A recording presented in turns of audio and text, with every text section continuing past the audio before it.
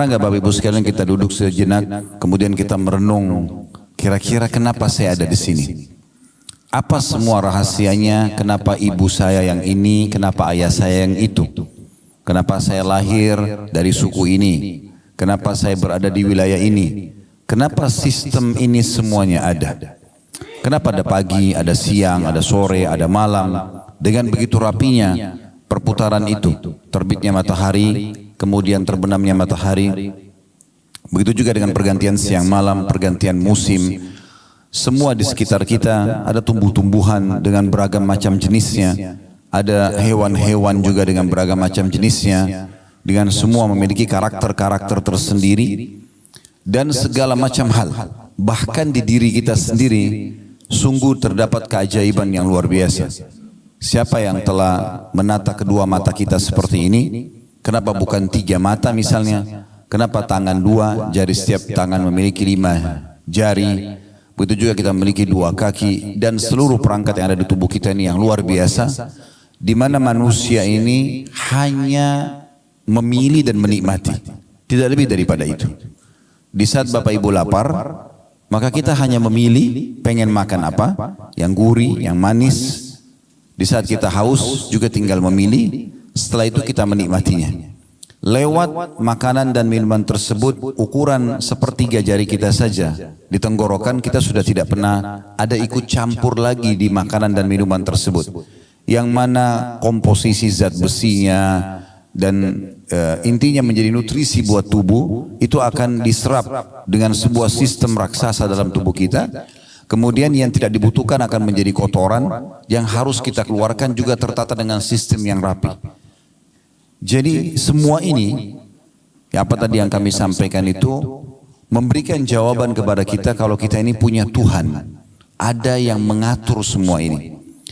Dan jawaban atas pertanyaan saya tadi, apa kira-kira tujuan kita ada di sini? Allah telah kekalkan dalam Al-Quran sebagai Tuhan yang menciptakan kita dalam surah Az-Zariyat, surah nomor 51 ayat 56. Ayat yang masyhur, wa ma khalaqtul jinna wal insa illa liya'budun. Aku tidak ciptakan jin dan manusia kecuali untuk menyembahku, patuh kepadaku. Jadi kalau ada yang bertanya apakah memang saya diciptakan untuk sholat? Jawabannya iya. Apakah saya diciptakan untuk puasa? Iya. Baca Quran, jenguk orang sakit, bakti sama orang tua, berzikir, berdoa. Memang itu tujuannya. Tidak ada tujuan lain. Jadi Bapak Ibu tidak usah repot-repot cari tujuan lain. Selain daripada mengabdi kepada Allah bukan tujuan hidup kita. Hanya sia-sia saja. Jadi kalau orang banyak membuang waktu dalam kelalaian selain ketaatan kepada Allah Subhanahu wa taala, menghabiskan waktu misalnya pada hal-hal yang sia-sia walaupun sifatnya mubah, kalau terlalu banyak juga di sana maka akan sia-sia dan orang akan menyesal. Dalam sebuah hadis riwayat Al-Baihaqi, Nabi SAW menyebutkan nanti ahli surga pun pada saat masuk ke dalam surga akan menyesali waktu-waktu yang mereka lalui selama di dunia yang mereka lalaikan dari ketaatan. Sudah pasti masuk surga, sudah dapat fasilitas di sana, tapi mereka masih menyesali kenapa masih ada waktu dulu di dunia digunakan selain daripada pengabdian kepada Allah. Mengabdi kepada Allah ini indah sekali. Mengabdi kepada Tuhan indah sekali. Solat itu kalau tidak ada kenikmatannya tidak akan dijaga oleh orang-orang yang memang menikmati solat itu. Sebagaimana juga maksiat ada kenikmatannya, tetapi kedua kenikmatan ini tidak akan pernah bisa disatukan. Tidak akan pernah bisa disatukan. Kalau orang sudah menikmati solat, dia sudah komitmen menjaga setiap azan dia solat misalnya, dia jaga 5 waktu solat itu, maka pasti kenikmatan lawannya yaitu meninggalkan solat akan hilang dari dia. Bahkan dia akan mengatakan, kenapa orang itu enggak solat ya, sayang benar. Begitu juga sebaliknya, kalau orang meninggalkan solat yang merupakan maksiat kepada Allah, maka kenikmatan solatnya akan hilang. Oleh karena itu Bapak Ibu sekalian, kita harus betul-betul kembali kepada tujuan utama kita diciptakan dan kemudian kita mengejar apa yang Allah janjikan sepanjang hidup kita. Itu target dalam kehidupan. Mulai sekarang ke depannya tidak lagi kelalaian yang kita lakukan. Semuanya kita harus tahu detik demi detik ini bermakna atau tidak.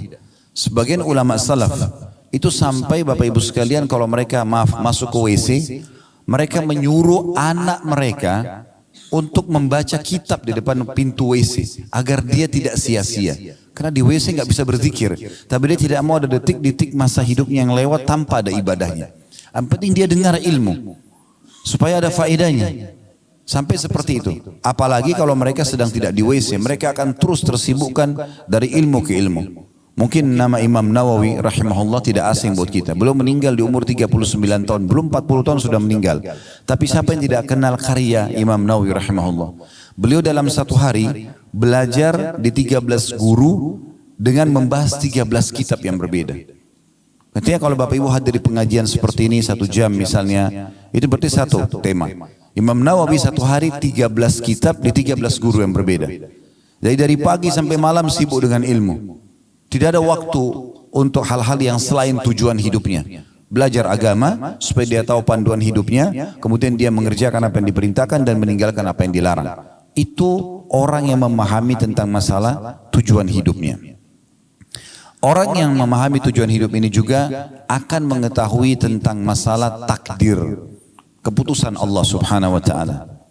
Karena kita sedang membahas tema pilihan Allah terbaik, maka kita tidak pasti luput membahas masalah takdir. Tolong digarisbawahi Bapak Ibu sekalian, Allah subhanahu wa ta'ala tidak menentukan takdir buruk. Semua takdir Allah itu baik. Semua takdir Allah baik. Allah menentukan semuanya dengan hikmahnya. Jadi cara memahaminya adalah semua Allah catatkan baik walaupun itu buruk di mata seorang hamba. Misal contoh, Bapak Ibu rasa setiap hari lapar kan? Rasa haus, rasa capek. Siapa di antara kita yang tidak pernah sakit misalnya? Tapi mungkin di mata manusia itu tidak enak. Karena kalau ditanya apakah Anda mau lapar, Anda akan katakan tidak. Mau haus, Anda akan katakan tidak. Mau capek, Anda katakan tidak. Tetapi kalau kita lihat dengan kacamata agama, secara spiritual atau secara keimanan, maka kita akan faham ternyata semua itu dengan takdir yang luar biasa dari Allah subhanahu wa ta'ala baik. Karena dengan lapar akan nikmat seseorang itu makan. Dengan haus akan nikmat seseorang itu minum. Dengan capek akan nikmat seseorang itu istirahat.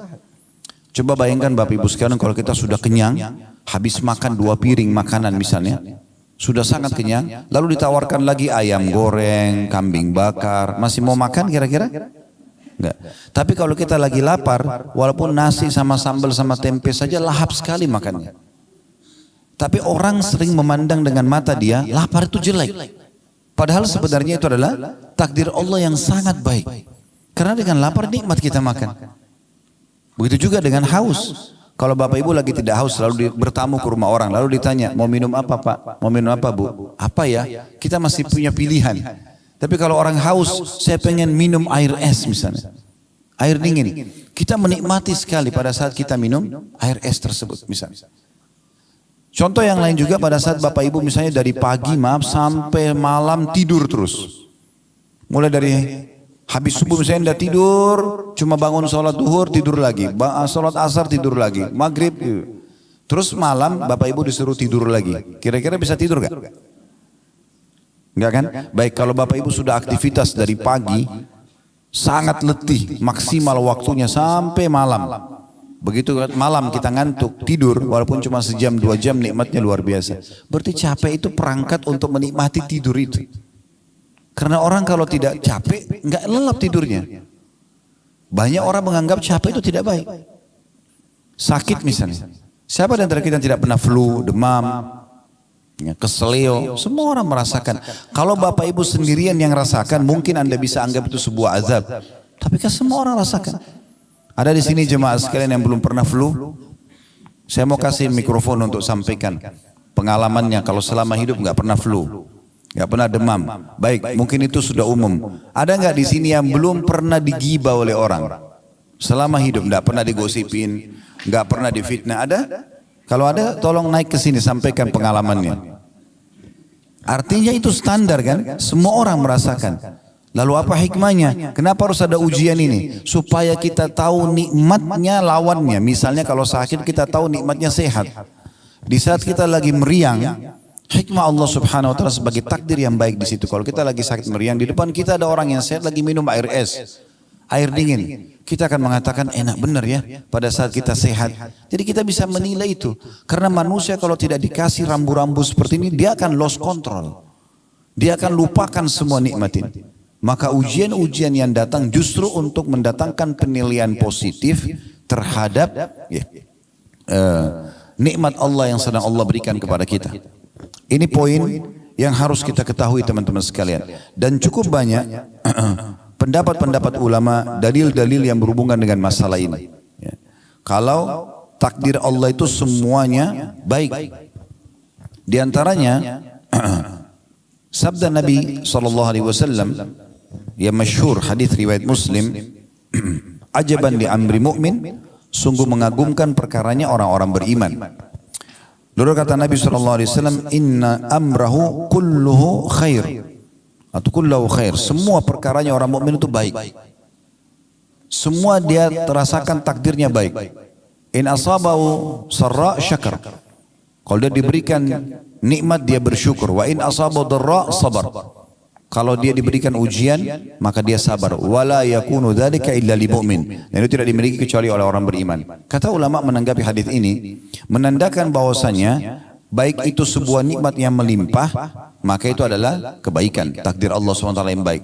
Baik itu sebuah ujian, juga itu adalah takdir yang baik Allah Subhanahu Wa Taala. Tapi orang beriman yang bisa menilai ini. Bagaimana kita sekarang merasakan dan menilai kalau ujian itu adalah sebuah nikmat? Sakit, diganggu orang, segala macam. Allah Subhanahu Wa Taala memudahkan Bapak Ibu sekalian agar kesalahan-kesalahan yang kita lakukan ini itu memiliki banyak opsional agar bisa dibersihkan. Karena kan setiap pelanggaran akan ada hukumannya ya. Misal Bapak Ibu kerja di satu perusahaan, maka kalau orang melanggar peraturan perusahaan akan ada hukuman. Kalau mungkin biasa di perusahaan itu SP, surat peringatan 1, SP1, SP2 dan seterusnya. Nah sampai terakhir puncaknya di PHK misalnya, ada hukuman. Nah orang juga kalau melanggar hukum Allah ada hukumannya. Allah memberikan banyak kita opsi supaya hukuman yaitu tidak menimpa kita. Seperti misalnya taubat. Selain taubat datangnya ujian-ujian. Sakit, gangguan orang. Ternyata itu menyelamatkan kita dari siksaan nanti di akhirat karena perbuatan kita.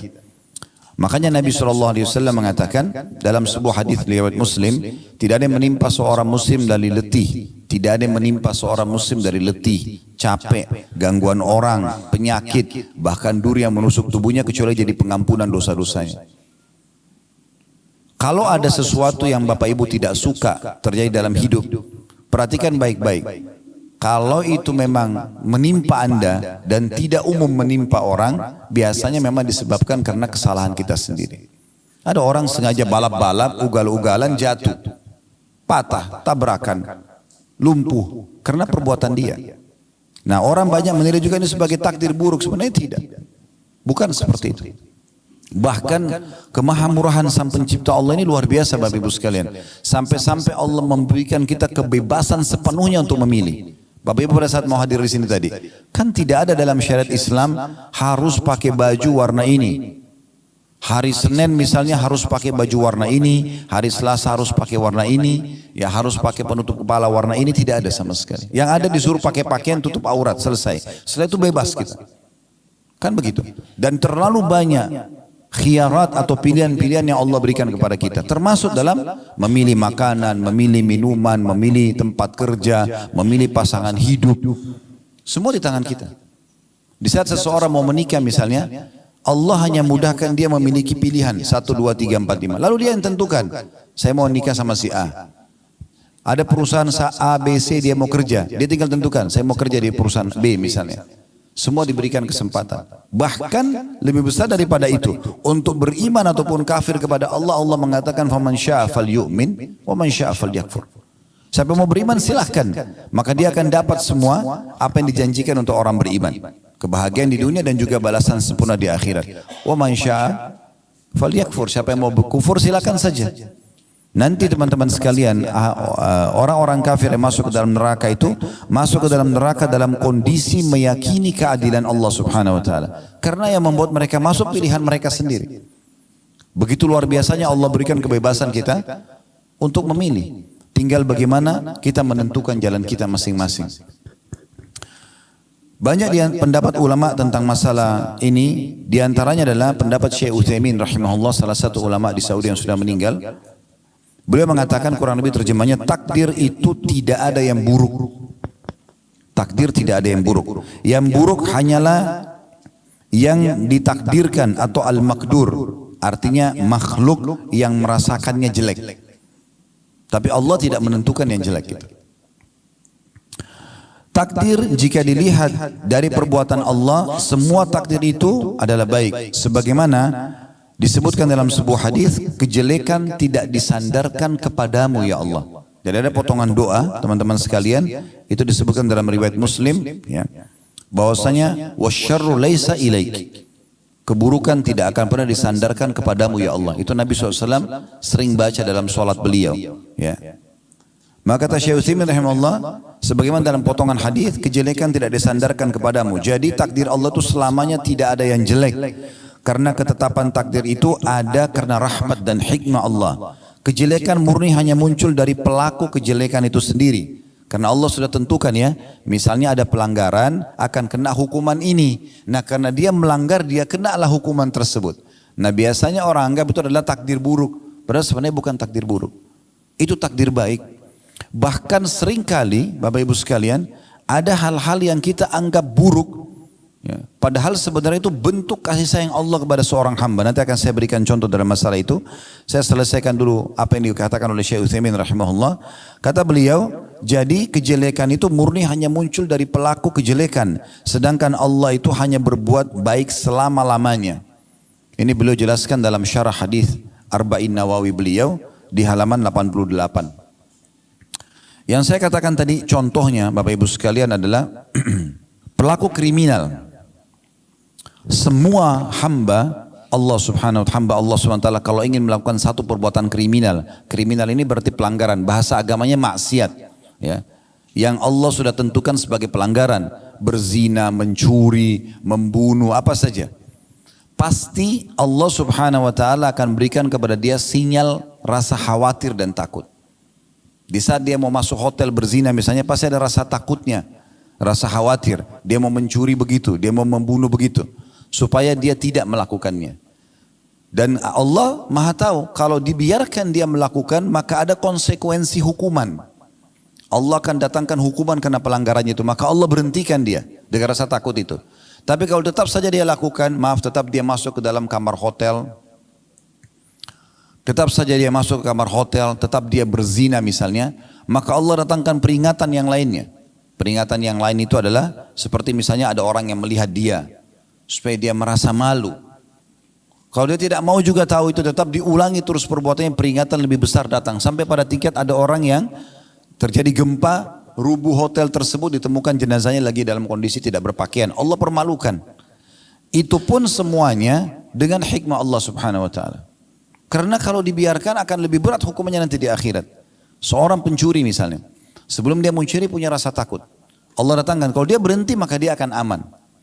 Tapi ternyata tetap aja dia mencuri. Allah datangkan sinyal yang kedua. Dilihat oleh orang lain tapi mungkin belum kepergok, belum ketangkap. Tapi sudah mulai orang tahu, oh si fulan itu pernah mencuri misalnya. Supaya dia kembali. Tetap dia mencuri, maka Allah buat dia kepergok. Puncaknya adalah ditangkap oleh massa, kemudian digebukin. Pada saat digebukin pun seorang maling itu sebenarnya itu bentuk kasih sayang Allah. Karena kalau tidak digebukin dia tidak mau berhenti orang ini. Maka Allah punya cara memberhentikan dia supaya dia tidak mengulanginya. Berapa banyak orang yang diuji dengan penyakit kronis, diuji dengan segala macam hal, ternyata itu ada hikmah yang sangat besar. Ada seorang anak muda di rumah sakit di Riyadh, kejadian nyata Bapak Ibu sekalian. Dia naik mobil, bawa mobil terus tabrakan, kakinya patah. Subhanallah, sudah 3 tahun di rumah sakit. Satu waktu ada seorang syekh datang. Syekh ini selalu setiap hari bolak-balik ke rumah sakit, pindah dari rumah sakit ke rumah sakit, hanya untuk pamit kepada pemimpin kepala rumah sakit untuk diizinkan keliling kamar-kamar pasien. Dia hanya minta satu kamar pasien setengah menit, 1 menit. Hanya menyabarkan mereka, mendoakan mereka, lalu dia pergi untuk mendapatkan pahala menjenguk orang sakit itu. Subhanallah, dia masuk kamar anak muda ini, kakinya masih digip, ya, pakai semen dan digantung. Sudah 3 tahun. Maka Syekh ini pun mengatakan, sabarlah, semoga jadi pembersihan dosamu, dinasehatin. Tapi dari semua pasien anak muda ini beda sendiri. Dia mengatakan begini, Syekh, jazakallah khair, semoga Allah balas Anda dengan kebaikan atas jenguk ini ke jenguk ini, ya, mendatangi menjenguk saya, dan juga doa-doa Anda. Tapi perlu Anda tahu, saya malah bersyukur sama Allah dengan musibah ini. Kata Syekhnya, kok bisa? Kamu kan tabrakan, kakimu patah, sudah 3 tahun di rumah sakit. Dia bilang, Syekh, saya dulu ini termasuk anak muda yang lalai, malas sekali ibadah. Nggak pernah sholat, ugal-ugalan. Itu sampai saya kejadian tabrakan itu, karena ugal-ugalan. Selalu jauh dari agama Allah. Waktu awal saya tabrakan dan kaki saya patah dimasukkan ke rumah sakit ini, saya marah sekali. Tidak bisa menerima keputusan Allah. Saya terus saja berkeluh kesah. Tapi karena memang dasarnya kaki saya patah, saya nggak bisa buat apa-apa. Dokter pun nggak bisa buat apa-apa. Sampai akhirnya saya pun mulai merenung, mulai berpikir, sampai pada puncak saya merasakan ini adalah bentuk kasih sayang Allah. Karena kalau saya tidak diginikan, saya memang tidak mau berhenti dulu ugal-ugalan. Balap-balap, ganggu orang, mabuk-mabukan, ganggu, buat banyak kesalahan. Maka dia pun, ya mungkin Bapak Ibu maaf kalau mengatakan bagaimana bisa di Saudi ada orang mabuk. Itu mungkin ada juga orang jual beli transaksi narkotika, ada orang ditangkap lalu dihukum oleh pemerintah, ada terjadi itu di sana.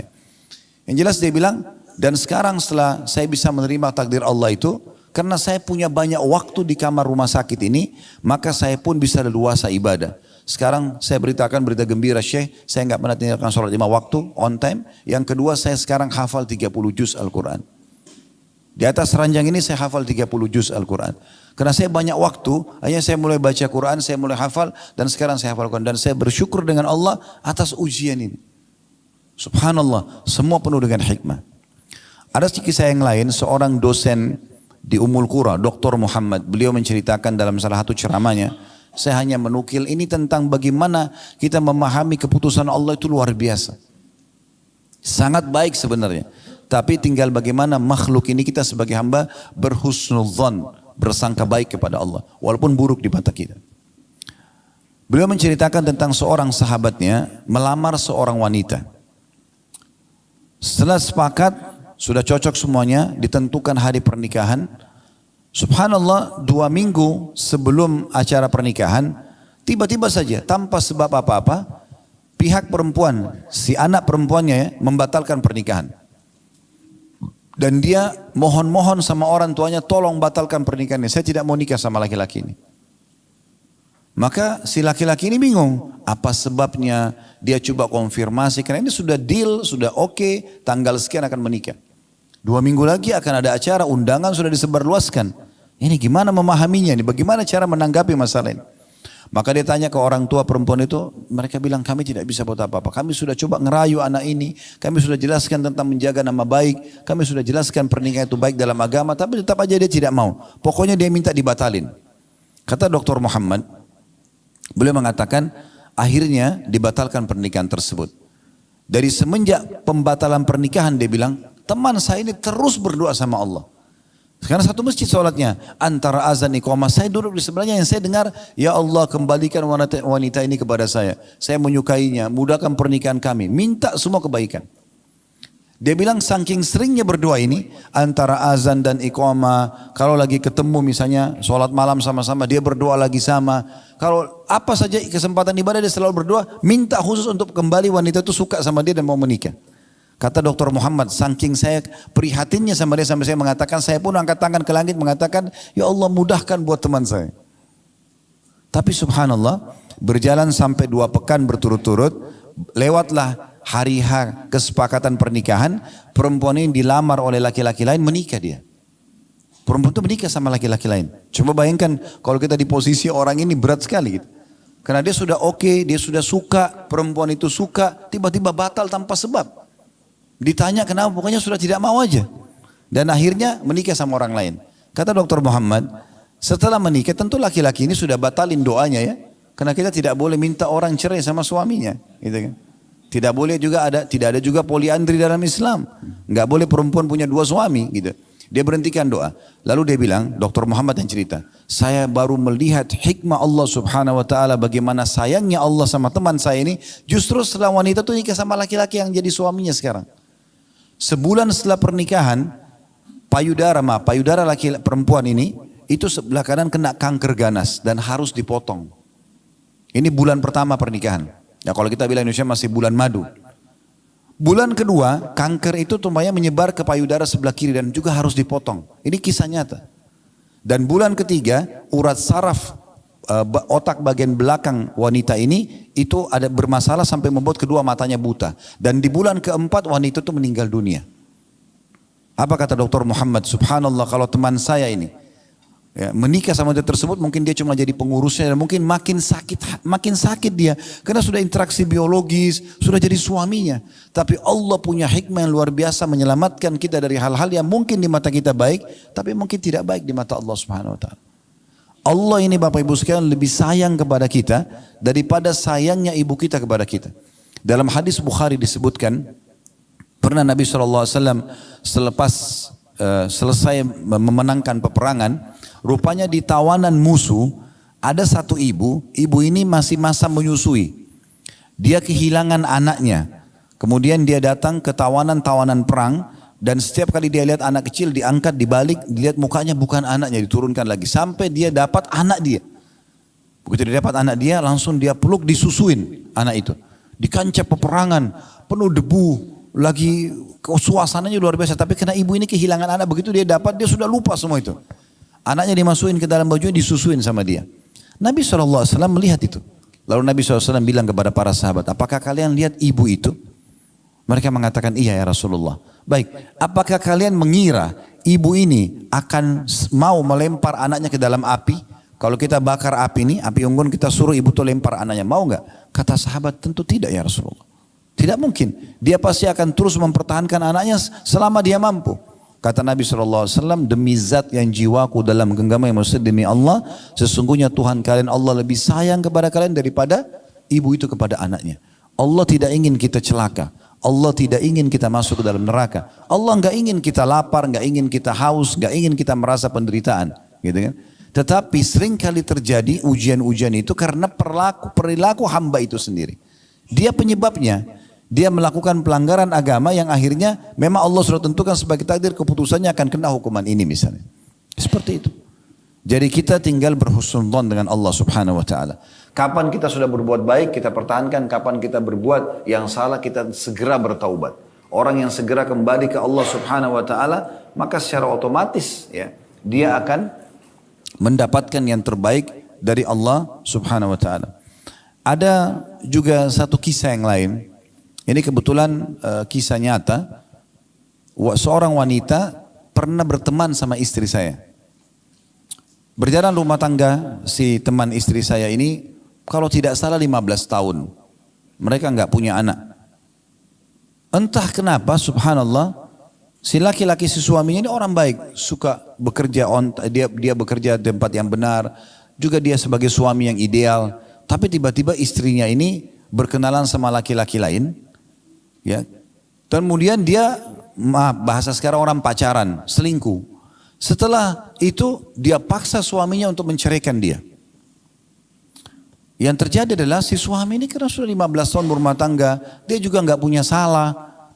Kemudian tiba-tiba dia bilang, ada salah apa sama saya? Saya tahu karena kebetulan istrinya adalah sahabat istri, teman istri saya gitu.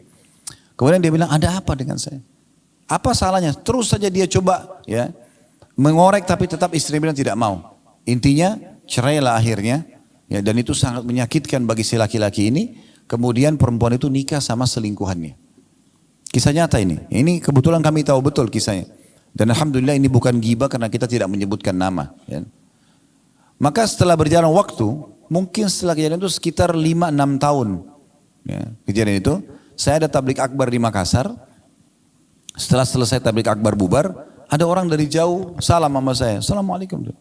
Saya kurang kenal gitu, karena performannya sudah berubah, ya. Lebih agamis lah gitu ya, pakaiannya segala macam penampilannya. Kemudian setelah dekat baru dia sebut namanya, saya si Fulan. Ustaz masih ingat? Oh ternyata ini adalah suaminya perempuan itu, Yang 6 tahun lalu atau 5 tahun lalu ditinggal sama istrinya, istri selingkuh terus nikah sama selingkuhnya. Kalau selesai itu saya putus kontak gitu. 6 tahun kemudian, 5-6 tahun kemudian saya ketemu, ternyata dia orang ini. Dan hadir di tablik akbar kami. Terus saya karena merasa prihatin, saya masih ingat kasus dia, lalu saya tanya, maaf. Jadi setelah tanya kabar segala macam, lalu bagaimana kejadiannya? Oh alhamdulillah dia bilang. Orang ini bilang, suami tadi si perempuan yang selingkuh itu. Alhamdulillah. Oh kenapa alhamdulillah? Alhamdulillah setelah saya ditinggalkan dulu memang saya sempat terpukul. Karena istri saya meninggalkan saya, apalagi nikah sama laki-laki lain. Tapi setelah itu saya sempat vakum tuh berapa bulan, berapa waktu gitu saya tidak tahu harus buat apa. Sampai akhirnya saya bangkit kembali, saya sangka baik sama Allah, saya menikah, sekarang saya diberikan oleh Allah istri yang salehah dan Allah karunia sekarang saya anak atau 2 atau 3 dia bilang. Dulunya dia nikah 15 tahun gak punya anak. Istrinya juga jauh dari agama, tidak berhijab segala macam. Sekarang Allah kasih gantinya wanita salehah, punya anak dan dia sangat bahagia. Subhanallah. Kata Nabi SAW apa? Innamas sadmatu fil ula. Sebenarnya pukulan yang dirasakan dari ujian itu hanya di awal saja. Setelahnya itu sudah jadi biasa sebenarnya. Tinggal bagaimana kita harus memahami poin penting Bapak Ibu sekalian. Memang dalam kehidupan kita di muka bumi ini ada 2 sayap kita. Kalau saya bahasakan sayap supaya mudah difahami. Sayap yang pertama supaya berimbang. Tapi ini dua-duanya harus berimbang kiri kanan ya. Itu adalah syukur di saat nikmat ada. Sayap kedua sabar di saat ujian ada. Ini 2 sayap tidak boleh berpisah. Dan dua-duanya ini dengan hikmah Allah SWT. Semua takdirnya Allah baik di situ. Kalau nikmat sedang melimpah, supaya nikmat itu terus bertahan, makan, minum, apa saja kesehatan, keturunan, alhamdulillah kita syukuri. Nah kalau ujian datang, kita sabari. Sabar apa maksudnya? Bukan duduk manis elus dada, tidak. Sabar dalam Islam adalah menerima takdir Allah, kemudian ikhtiar mencari jalan keluar. Contohnya supaya mudah difahami. Kalau Bapak Ibu bangun tidur pagi hari flu, tadi malam tidur nggak sakit nggak apa. Tapi tiba-tiba kita bangun meriang, flu, batuk, tanpa sebab. Di sini perangkatnya adalah sabar. Apa itu sabar? Oh, Allah sedang menguji saya. Terima dulu itu. Ujian diterima dulu. Kemudian ikhtiar, minum obat, ke dokter, minum minuman hangat.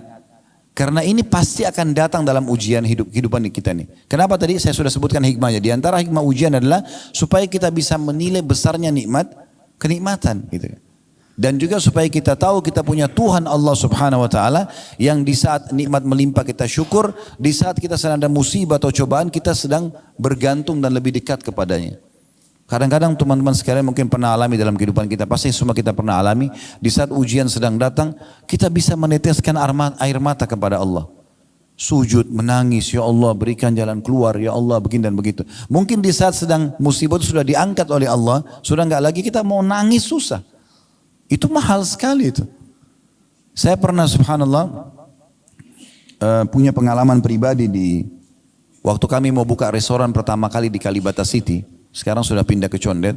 Waktu itu beberapa tahun yang lalu, mungkin sekitar 10 tahun yang lalu, sempat kami bekerja sama satu developer untuk coba bagaimana nih mendesain segala macam. Lama sekali nggak dikerja-kerjain. Berbulan-bulan. Sementara sewa berjalan, ini belum selesai-selesai. Coba saya ganti orang lain, yang satu, yang kedua, sampai hanya ketemu alhamdulillah dengan orang yang ketiga kalau nggak salah, itu yang menyelesaikan proyek itu. Tapi subhanallah, di saat itu sedang datang, saya coba nikmati saja. Walaupun kita memang merasa berat, tapi saya coba nikmati saja, kemudian saya coba ikhtiar, menerima dulu keputusan Allah ini. Satu waktu saya ada khutbah Jumat di Otista, di kampus statistik waktu itu. Saya datang lebih cepat, sekitar jam 11-an sudah datang. Kebetulan saya juga belum sholat duha. Saya masuk ke belakang mimbar, kemudian saya sholat di situ. Tahiyat masjid, sholat duha. Sambil saya juga berkeluh kesah kepada Allah Subhanahu Wa Taala. Pada satu lagi sujud, minta dimudahkan urusan ini. Rupanya antara mimbar sama dinding masjid itu ada celah kecil. Di situ rupanya ada satu jemaah masjid. Beliau sudah rambutnya sudah putih, terus kemudian melihat tempat itu, celah itu, lalu dia lihat saya rupanya, saya tidak tahu. Selepas saya sholat, saya keluar dari tempat itu menuju ke depan mimbar, nunggu waktu sholat Jumat untuk naik ke mimbarnya. Terus bapak ini datang kepada saya, setelah salam terus dia bilang, Ustadz, Ustadz sudah pernah susun belum doa-doa Karena saya kalau biasa khutbah Jumat, kalau di akhir di khutbah kedua, waktu itu saya sering baca semua doa yang dimulai dengan Rabbana, Rabbana. Ya, dan diambil dari ayat Al-Quran. Ini pernah nggak Ustaz susun? Saya bilang saya belum susun. Insya Allah satu waktu nanti Pak. Terus dia tanya sama saya gitu tiba-tiba dia bilang, Ustaz tadi saya lihat dari celah antara mimbar sama tiang ini, Ustaz tadi sujud lama benar. Berdoa apa Ustaz? Saya bilang saya lagi berkeluh kesah sama Allah Pak. Jadi ada satu pekerjaan yang belum selesai. Bagi saya minta pertolongan sama Allah. Dia bilang, terus dia bahasan sama saya, dia ambil pegang rambutnya. Dia bilang, Ustaz, saya sampai rambut saya memutih seperti ini. Karena seluruh kepalanya putih Bapak itu, subhanallah, sudah berumur. Dia bilang, saya sampai rambut saya putih seperti ini, belum pernah saya rasakan nikmatnya sujud seperti itu. Saya berharap saya bisa sujud seperti itu. Subhanallah, saya langsung muhasabah, introspeksi diri, saya mengatakan, bagaimana Allah sayang dengan saya. Mendatangkan ujian tersebut supaya saya bisa nikmati sujud itu. Mungkin tidak akan dinikmati kalau memang tidak ada ujian. Bahkan orang sholat buru-buru karena merasa semuanya nikmat sedang melimpah pada dia. Teman-teman sekalian, Allah sangat menyukai kalau ujian sedang ada, datang kepada kita, kita menerimanya. Dan kemudian kita bersyukur kepada Allah subhanahu wa ta'ala atas ujian tersebut dengan cara kita berusaha meningkatkan skill kita dengan cara mencari solusinya. Karena salah satu hikmah ujian adalah kita belajar untuk bisa lebih menguasai ya sesuatu yang akhirnya menambah pengalaman hidup kita. Karena kalau kita tidak punya pengalaman hidup juga kita jadi vakum dalam kehidupan ini. Itu salah satu juga hikmah daripada ujian tersebut. Baik, kita kembali ke masalah tadi. Nabi SAW mengingatkan perkara orang mukmin kalau diberikan nikmat dia bersyukur, kalau diberikan ujian dia bersabar, gitu kan? Dan ini harus berimbang Bapak Ibu sekalian. Jangan sampai nikmat ada, Bapak Ibu bersyukur. Lagi sehat, lagi ada makanan, ada rezeki, ada pekerjaan, alhamdulillah. Tapi begitu ujian datang, keluh kesah. Ini enggak berimbang hidupnya nanti. Kemudian juga ada orang sebaliknya. Kalau ada ujian datang, dia masih miskin misalnya hidupnya, dia bisa terima. Tapi begitu Allah bukain pintu rezeki, dia enggak bersyukur. Ini enggak berimbang. Harus berimbang keduanya. Dan pasti akan datang ujian dalam hidup kita. Dan itu bagaimana kita tinggal bersangka baik sama Allah. Menjadikan sebagai momentum untuk belajar dan dapat pengalaman lebih baik lagi. Nabi Muhammad SAW juga diuji. Bahkan Nabi SAW dalam hadis Bukhari pernah dijenguk oleh seorang sahabat. Beliau lagi demam saking panasnya tubuh beliau. Sampai panasnya tembus di selimut itu. Sahabat ini pegang sambil mengatakan, ya Rasulullah, sesungguhnya anda ditimpa demam yang tidak normal nih. Luar biasa ini. Kata Nabi SAW, iya, aku diuji oleh Allah 2 kali lipat dari ujian kalian. Artinya kalau demamnya kita maksimal 40, mungkin Nabi bisa 80 derajat. Itu panas sekali. Ini Nabi nih, kekasih Allah, tapi diuji begitu. Lalu apa kata sahabat ini? Langsung berpikiran sangka baik. Sahabatnya mengatakannya, Rasulullah, kalau begitu apakah berarti anda juga dapat double pahala? Kata Nabi SAW, iya tentunya. Karena sesungguhnya besarnya kadar balasan pahala sesuai dengan besarnya kadar balas ujian. Atau besarnya ujian seseorang hamba. Lalu sahabatnya bertanya, ya Rasulullah, siapa orang yang paling berat ujiannya? Kata Nabi SAW, para nabi-nabi. Kemudian datang orang-orang yang mendekati iman mereka dengan nabi-nabi dan terus begitu. Dalam riwayat lain, siapa yang kuat agamanya, ujiannya akan lebih berat. Dan begitu terus orang diuji sampai sesuai dengan kadar kekuatan imannya. Di poin ini Bapak Ibu sekalian, saya berharap jangan menilai negatif ya. Jangan bilang kalau begitu, saya tidak usah menjadi orang yang kuat imannya karena ujiannya berat. Ini bukan begitu memahaminya. Ujiannya maksudnya adalah di saat ada 2 orang yang sedang diuji, misalnya tadi contoh Nabi SAW demam. Kalau orang yang sangat kuat imannya, dia diuji misalnya demamnya, misal 2 hari, orang yang ringan imannya, mungkin diuji 2 hari atau 3 hari demam sembuh. Mungkin orang yang kuat imannya jadi 1 minggu diujinya. Tapi itu juga tujuannya untuk memberikan pahala lebih besar kepada dia. Jadi ujian bukan ujian yang di luar orang-orang umumnya. Tapi ujian yang sama cuma mungkin waktunya lebih panjang. Karena hadis ini seperti itu menyebutkan Nabi SAW demam tapi lebih demam daripada orang-orang sebelumnya. Ada derajat-derajat di surga Bapak Ibu sekalian tidak bisa didapatkan kecuali dengan ujian. Oleh karena itu orang beriman diuji oleh Allah Subhanahu wa taala. Dan ingatlah Nabi SAW itu Bapak Ibu sekalian tidak pernah berkeluh kesah dalam ujian Allah Subhanahu wa taala. Meninggal istri beliau Khadijah di masa-masa dakwah lagi membutuhkan Khadijah di saat itu di Mekah. Ya, meninggal dari 7 orang anak Nabi SAW, 6 orang meninggal di masa hidup beliau. Bayangkan kita punya 7 anak, 6-nya meninggal di masa hidup beliau. 3 anak laki-laki semua meninggal masih bayi. Qasim, Abdullah dan Ibrahim. Qasim dan Abdullah dari Khadijah, Ibrahim dari Maria. Kemudian 4 anak perempuan beliau, 3 meninggal di masa hidupnya. Ya, Ruqayyah, Ummu Kalthum dan Zainab meninggal di masa hidup Nabi SAW. Nanti Fatimah saja satu-satunya anak beliau yang meninggal 1 tahun setelah meninggalnya Nabi SAW. Tapi meninggal 7 anaknya di masa hidup beliau. Bagaimana pamannya sendiri Abu Lahab sekaligus besannya menyuruh menceraikan anak Nabi SAW yang kemudian juga dia menjadi musuh utama, paman kandungnya. Ya, dan seterusnya, paman yang dicintai Abu Talib menolong dakwah, tapi setelah hidupnya tidak mau mengucapkan syahadat. Sampai Nabi SAW sedih. Dan sekian banyak ujian semasa hidup. Lagi sujud di depan Ka'bah, dilemparin kotoran. Ya, beliau sabar, diganggu, dikatakan penyihir, dukun, penyamun, pendusta. Beliau biasa saja. Begitu juga di Madinah, ujian-ujian dari orang munafik. Setiap kali Nabi SAW sampaikan sebuah peraturan agama, orang munafik mengatakan Muhammad ini ngawur, Muhammad ini gini dan seterusnya. Jadi banyak sekali ujian dalam hidup Nabi SAW. Dia diuji oleh Allah SWT. Tapi tujuannya untuk memberikan derajat yang tinggi nanti di surga. Ya. Kadang-kadang juga Allah Subhanahu Wa Taala memberikan ujian Bapak Ibu sekalian itu untuk memberikan yang terbaik buat kita. Seperti contohnya, ada sebuah hadis, ya, kata Nabi SAW, Allah berfirman kepada para malaikatnya, mengatakan, luaskanlah, lapangkanlah rezeki hambaku si fulan, karena dia kalau diluaskan dia bersyukur. Tahanlah, ya, batasilah rezeki hambaku si fulan, yang lain lagi, karena kalau kau bukakan rezekinya maka dia akan kufur. Saya tutup dengan sebuah kisah. Seorang teman saya, sahabat dekat saya dulu, sudah meninggal rahimahullah. Beliau tinggal di salah satu kota di Indonesia ini. Subhanallah, kami berteman dari masih bujang dulu sampai setelah berumah tangga, semua sudah punya anak, semua punya pekerjaan. Tapi rata-rata teman-teman yang saya kenal, semua sudah Allah bukakan pintu rezeki. Tapi satu teman saya ini tetap dalam kondisi yang sama. Kondisi yang sama, sampai hidupnya kalau setiap hari pun mau makan itu harus mencari, kadang-kadang dibantu oleh orang, jadi agak susah gitu. Satu waktu saya pernah tablik akbar di kota beliau, kemudian kami sama-sama setelah tablik akbar mau ke kota yang lainnya, tapi lewat darat, sekitar 1,5 jam, 1 jam naik mobil. Di tengah jalan sambil ngobrol, dia bilang sama saya mau ikut ke sana. Oke, silahkan. Di tengah jalan kami sambil ngobrol, bernostalgia dulu pada saat masih bujang, kami sama-sama di Madinah dulu, beliau kerja, saya kuliah. Kemudian setelah itu, sampai satu waktu lagi jalan, ada satu mobil ugal-ugalan, balap-balap gitu, dan melewati mobil kami, dan saking kencangnya mobil itu sampai membuat mobil kami goyang gitu.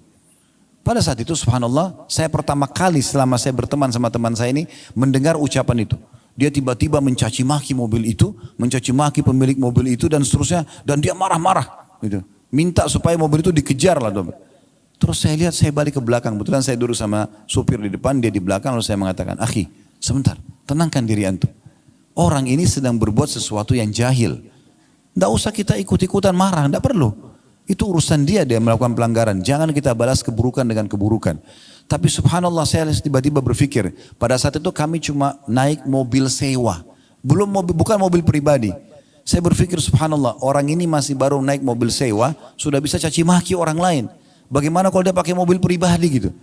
Maka Allah biarkan dalam kondisinya supaya dia tetap dalam ketakwaannya. Itu demi kebaikannya. Allahu a'lam. Jadi Bapak Ibu sekalian, kesimpulannya adalah bagaimana kita selalu bersangka baik kepada Allah Subhanahu wa taala. Allah tidak menentukan takdir kecuali kebaikan, tinggal bagaimana kita mengambil hikmahnya. Kalau kita sedang diberikan nikmat bersyukur, diberikan ujian kita bersabar, tetap dengan sangka baik. Sebagai penutup, hadis Nabi SAW atau riwayat dari Nabi SAW, beliau kalau sedang melimpah nikmat, beliau mengucapkan alhamdulillahilladzi bi ni'matihi tatimmus shalihat. Segala puji bagi Allah yang dengan izinnya semua kebaikan tersempurnakan. Itu kalau ada nikmat. Kalau sedang ada ujian, Nabi SAW mengatakan alhamdulillahi ala kulli hal. Segala puji bagi Allah dalam setiap keadaan. Musibah sedang datang, Nabi mengatakan alhamdulillah ala kulli hal. Semua dengan bersangka baik kepada Allah Subhanahu wa taala. Jadikan momentum justru kalau kita diuji oleh Allah Subhanahu wa taala untuk lebih dekat kepadanya. Allahu a'lam. Kita berharap Allah subhanahu wa ta'ala memberkahi majlis kita ini. Allah jadikan sebagai tambahan ilmu yang bermanfaat dan juga dijadikan sebagai tambahan amal kita pada hari kiamat. Semoga semua yang hadir dalam acara offline ini ataupun juga online dipenuhi semua hajat-hajatnya, dimaafkan kesalahannya, disembuhkan penyakitnya, diluaskan rezekinya, diberkahi sisa umurnya semua di atas ketaatan, serta dimaafkan seluruh kesalahan masa lalu dan ditutupi semua aib-aibnya, serta semoga Allah subhanahu wa ta'ala menyatukan kita semua di surga firdausnya tanpa hisab. Semoga disatukan dalam majlis ilmu yang mulia ini. Baik, kalau ada benar pasti dari Allah, kalau ada salah dari saya mohon dimaafkan. Subhanakallahumma bihamdika asyhadu an la ilaha illa anta astaghfiruka wa atubu ilaik. Wassalamualaikum